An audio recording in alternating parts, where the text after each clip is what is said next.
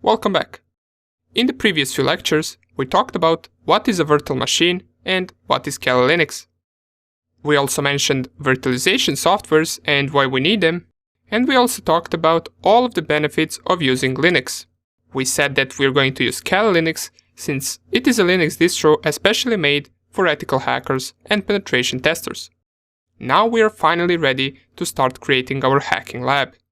So, if you remember, to create a virtual machine, we're going to need two things: operating system that we want to install and the virtualization software.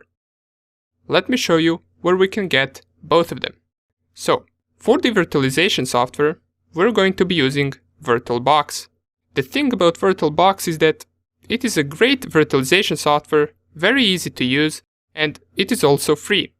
Another great thing about it is that it can be ran on any operating system.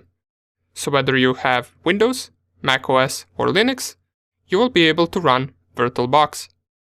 To find it, you simply just type VirtualBox in your search bar and you navigate to this link which says virtualbox.org, click on it, and it will lead you to the official page of VirtualBox where you should see this large blue button that says Download VirtualBox 6.1.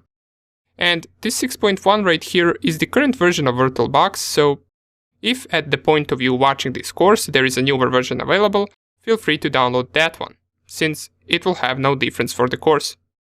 Since 6.1 is the current version, I will be clicking Download VirtualBox 6.1, and it will route me to this page where I'm able to choose which platform packages I want to install. And these platform packages are split by operating systems. So if you're running Windows, you will download Windows packages of VirtualBox. If you're on OS X or Linux, you would download one of these two. Since I'm currently running Windows 10 on my machine, I will be downloading Windows Host's VirtualBox platform packages. So to download them, just click on them and it will automatically start the downloading of VirtualBox. The size of the file is 100 megabytes, but since I already have it downloaded, I will simply just cancel this download and you wait for this to finish so you can proceed to download Kali Linux 2. To download Kali Linux, we want to navigate to the second page, so just type in Kali Linux in your search bar and navigate to the link that says kali.org. You should see something like Kali Linux, penetration testing and ethical hacking Linux. Click on it. And from the official page of Kali Linux, we want to navigate to the downloads and then download Kali Linux. This will lead us to this page where we should see this large table with a bunch of different options and versions of Kali Linux.